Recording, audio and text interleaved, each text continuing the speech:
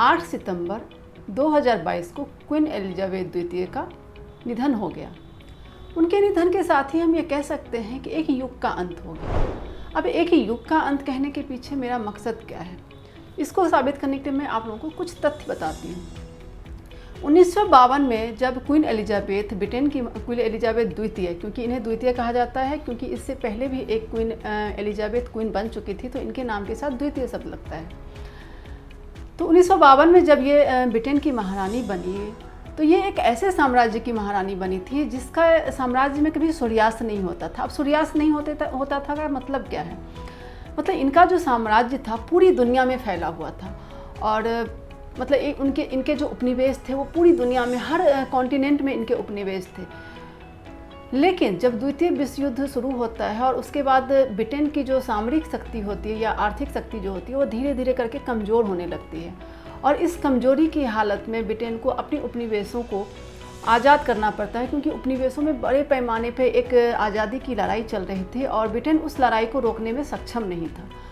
तो जब 1952 में क्वीन एलिजाबेथ द्वितीय महारानी बनती हैं, तब तो एक जो साम्राज्यवादी ब्रिटेन था, एक जिसके पूरी दुनिया में जिसके उपनिवेश थे, उस ब्रिटेन की शक्ति के हाथों से उनके उपनिवेश धीरे धीरे करके निकल रहे थे।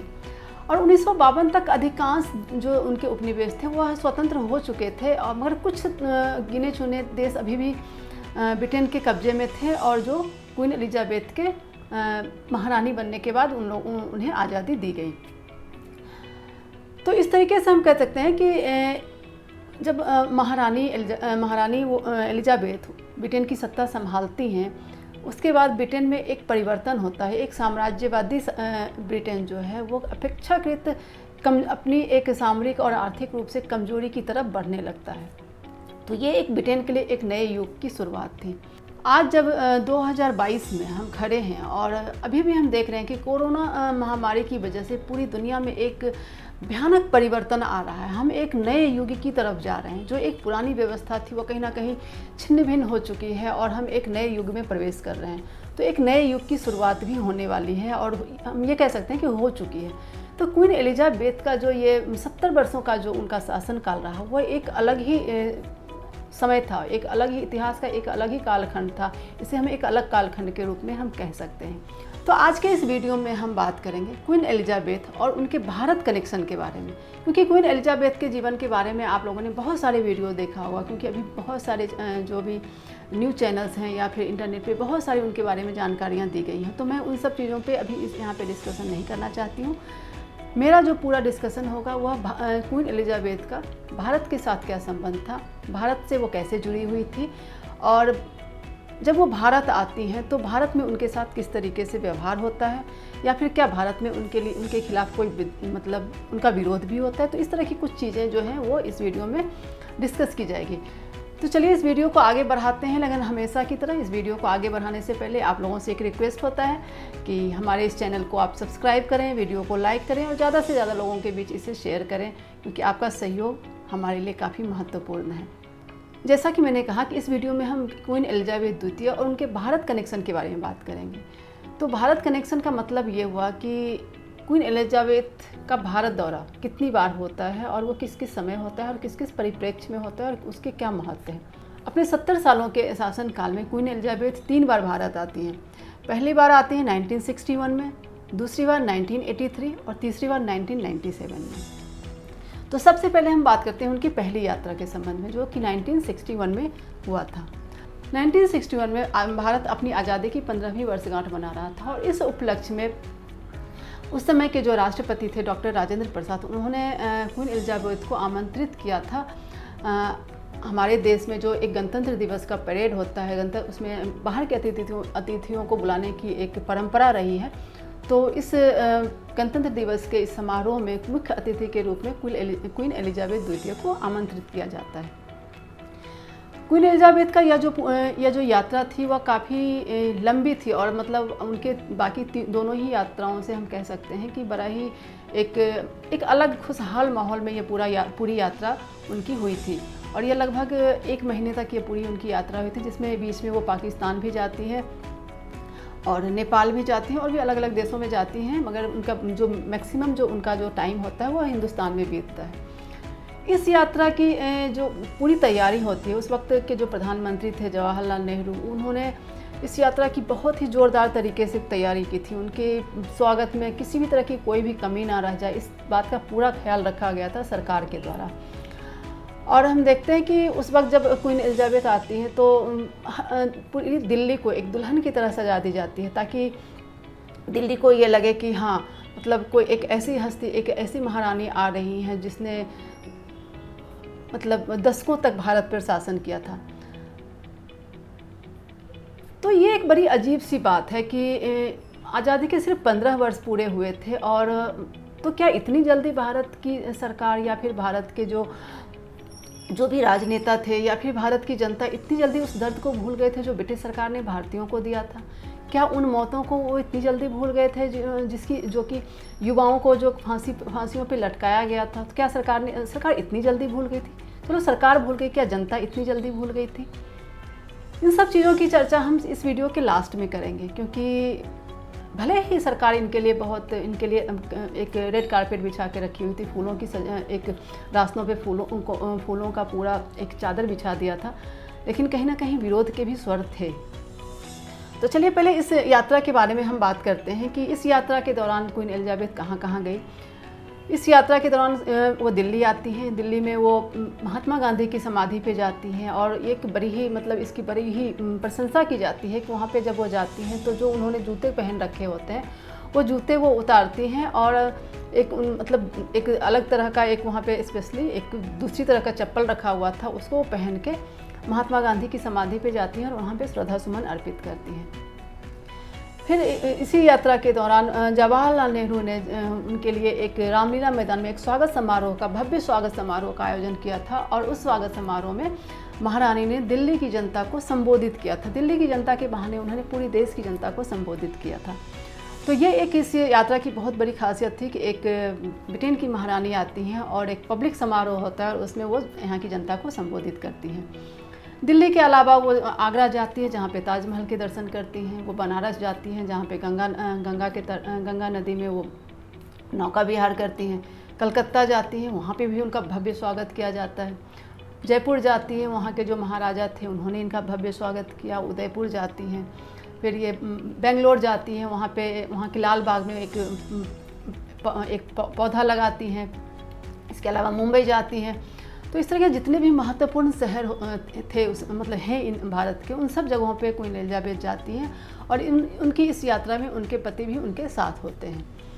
तो इस तरीके से यह यात्रा जो थी वह अपने एक बड़ा ही खुशहाल और एक बड़े ही अच्छे माहौल में पूरी यात्रा निकल जाती है। फिर दूसरी बार जो क्वीन एलिजाबेथ आती है 1983 में, और 1983 में आने का उनका मकसद होता है क्योंकि 1983 में भारत कॉमनवेल्थ जो ऑर्गेनाइजेशन है उसका जो समारोह हो रहा था उसकी मेज़बानी करता है, और क्वीन एलिजाबेथ उस कॉमनवेल्थ के हेड की हैसियत से इस समारोह में हिस्सा लेने के लिए आती हैं। वैसे वो इस यात्रा के दौरान 9 दिन भारत में रहती हैं, और इस यात्रा के दौरान भी उनके पति उनके साथ होते हैं। इस यात्रा की कोई खास कोई खास पॉइंट्स हमें मिला नहीं, और सिर्फ एक जो महत्वपूर्ण बात हम यहाँ पे शेयर कर सकते हैं कि इस यात्रा के दौरान ही क्वीन ने मदर टेरेसा को एक insignia of the honorary order of merit प्रदान किया था, भेंट की थी। तो यह यात्रा बड़े ही शांतिपूर्ण तरीके से निपट जाता है। क्वीन की जो सबसे कंट्रोवर्शियल यात्रा होती है वह होती है 1997 की यात्रा। 1997 में भारत अपनी आज़ादी के 50 साल मना रहा होता है, और इस जश्न को मनाने के लिए भी सबसे उपयुक्त जो गेस्ट हो सकती थी वह थी क्वीन एलिजाबेथ। और क्वीन एलिजाबेथ को यहाँ पे भारत की आज़ादी के जश्न को मनाने के लिए उनको यहाँ पे आमंत्रित किया जाता है। और इस यात्रा की जो सबसे ख़ास बात जो मैं यहाँ पे शेयर कर सकती हूँ वह यह थी कि इस यात्रा के दौरान पहली बार किसी भी ब्रिटिश क्राउन ने, किसी भी ब्रिटिश डिग्निटरी ने, किसी भी ब्रिटिश डिप्लोमेट ने पहली बार जालियांवाला बाग कांड की चर्चा की। 13 अक्टूबर 1997 को क्वीन एक स्टेट बैंक जो उनका एक जो राजकीय सम्मान समारोह हो रहा था उसको एड्रेस करते हुए क्वीन बोलती हैं, "It is no secret that there have been some difficult episode in our past. Jallianwala Bagh, which I shall visit tomorrow, is a distressing example. Jallianwala Bagh कांड एक ऐसा कांड है पूरे ब्रिटिश शासन के दौरान एक ऐसा उनके दामन पे लगा हुआ काला धब्बा है जिससे वो कभी भी मुक्त नहीं हो सकते, चाहे वो कितनी भी माफ़ी मांग ले। एक निर्दोष भीड़ के ऊपर हजारों की संख्या में जो निर्दोष, जिनका कोई राजनीतिक कोई महत्वाकांक्षा नहीं थी, जिनका राजनीतिक कोई गतिविधि नहीं थी, उनके ऊपर अंधाधुंध गोलियां चलाना निश्चय ही वह किसी भी मानवता के इतिहास में सबसे बड़ा काला धब्बा हो सकता था। और यह ब्रिटिश साम्राज्यवादी जो भी उनका इतिहास है उसके ऊपर एक बहुत बड़ा काला धब्बा है। तो इसकी चर्चा करके कहीं ना कहीं महारानी ने यह जताने का प्रयास किया कि जो इस समय की ब्रिटिश सरकार है वह इस घटना के लिए शर्मिंदा है। अगले दिन वह अमृतसर जाती हैं और वहाँ पे जालियांवाला बाग के वहाँ पे जो एक मेमोरियल बना हुआ है वहाँ पे जाती हैं, वहाँ पे श्रद्धासुमन अर्पित करती हैं और इस तरीके से वो अपनी तरफ से एक कदम आगे बढ़ती हैं उस घटना के लिए कि एक अनकही माफ़ी जो वो मांग रही थी भारत की जनता से, तो ये हम कह सकते हैं। तो इस तरीके से ये तीनों जो यात्रा थी ब्रिटेन की महारानी की भारत में, और यही भारत और महारानी के बीच का एक बहुत महत्वपूर्ण कड़ी है उनकी जो यह यात्रा होती है। तो जैसा कि मैंने आपको शुरू में कहा कि जब उनकी पहली यात्रा होती है उस वक्त भारत को आज़ाद हुए बहुत ज़्यादा दिन नहीं हुए थे, फिर भी क्या ऐसा हुआ था कि भारत में उनके विरोध में कोई प्रदर्शन नहीं हुआ या फिर भारत में उनके विरोध में कुछ किया नहीं गया। निश्चय सरकारी जो भी सरकारी पूरी गतिविधियां थी या सरकार के जो भी आदेश थे उसके सामने कोई बहुत बड़ा जन आंदोलन तो महारानी के खिलाफ नहीं हुआ, लेकिन अक्सर जो उस वक्त के जो लेखक कलाकार जो थे जिन्होंने आज़ादी की लड़ाई में अपने देश के लिए अपनी रचनाओं के माध्यम से योगदान दिया था, उनको ये चीज़ें अच्छी नहीं लगी। और उनमें से एक बहुत ही बड़े कवि जिन्हें कि हम इस देश का जन कवि भी कहते हैं, बाबा नागार्जुन, उन्होंने एक बड़ी ही कालजयी कविता की रचना की थी उस समय। तो आज के इस वीडियो में मैं आप लोगों को वही रचना सुनाना, मेरे पूरे इस वीडियो का मकसद था उस रचना को सुनाना, और लेकिन उसके बहाने मैंने कुछ क्वीन एलिजाबेथ के कुछ भारत कनेक्शन की भी चर्चा की।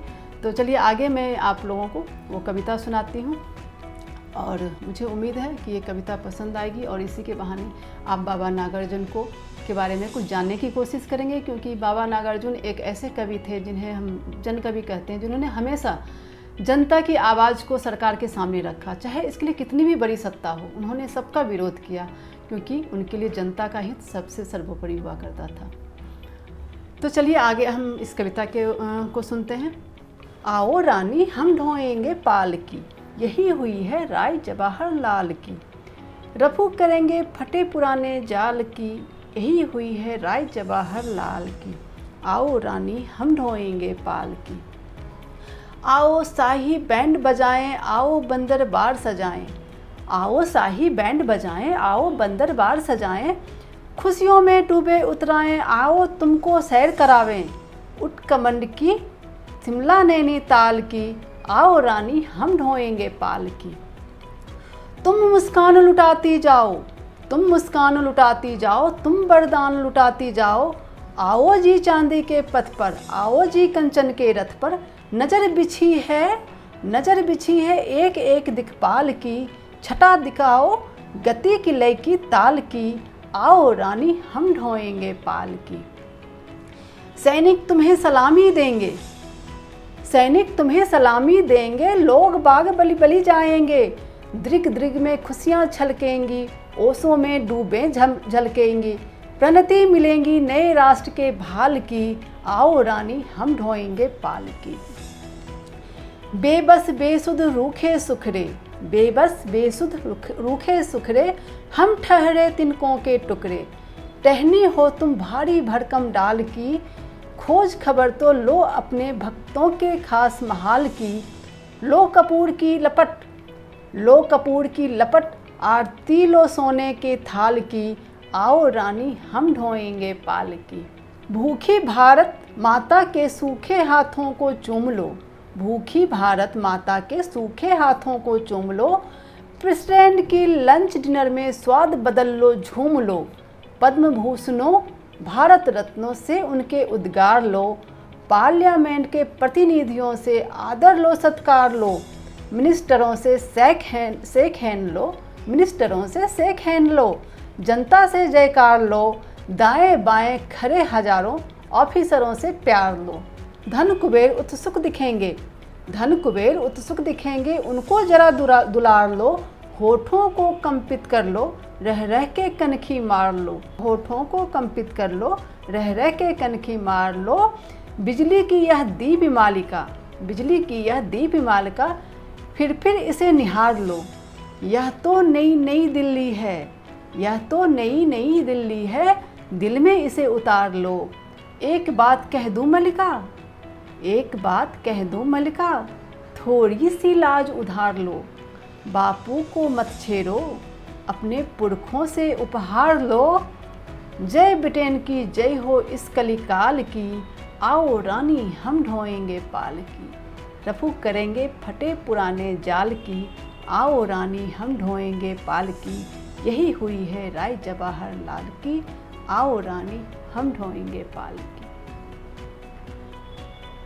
तो इतनी खूबसूरत कविता बाबा नागार्जुन ने लिखी थी उस वक्त महारानी के, हम कह सकते हैं कि मतलब महारानी के विरोध में, क्योंकि वो उस एक पीढ़ी के कवि थे जिन्होंने भारत की आज़ादी के पूरे संग्राम को देखा था। उन्होंने देखा था किस तरीके से ब्रिटिश सरकार ने यहाँ के लोगों को इस देश को गरीबी की बदहाली की स्थिति में पहुँचा दिया था। यहाँ के लोगों के ऊपर कितने अत्याचार किए थे। ब्रिटिश सरकार के कारण, उनके अत्याचारों के कारण हज़ारों की संख्या में जो हमारे युवा थे वो मौत के घाट उतार दिए गए थे। कितने स्वतंत्रता सेनानी जो थे वो बरसों तक जेल में बंद रहे थे। तो इस पूरी जो एक दर्द भरी जो एक पूरी कहानी थी, एक दर्द भरा इतिहास था, इसे इतनी जल्दी भूलना आसान नहीं था।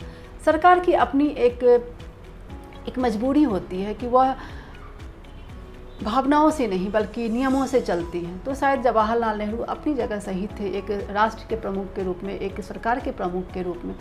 लेकिन एक कवि जो एक कोमल हृदय का मालिक होता है, उसके लिए यह पीड़ादायी था और बाबा नागार्जुन ने इस पीड़ा को अपनी इस कविता में व्यक्त किया।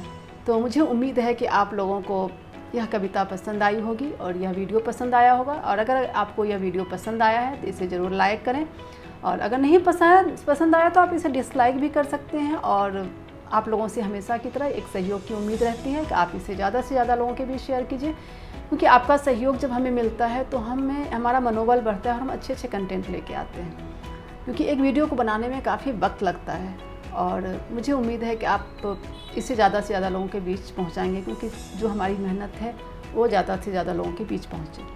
तो आज के इस वीडियो को यहीं ख़त्म करते हैं। अगले वीडियो में एक नए टॉपिक के साथ फिर आप लोगों के सामने उपस्थित होंगे। तब तक के लिए थैंक यू, शुक्रिया, thank you for watching this video, thank you.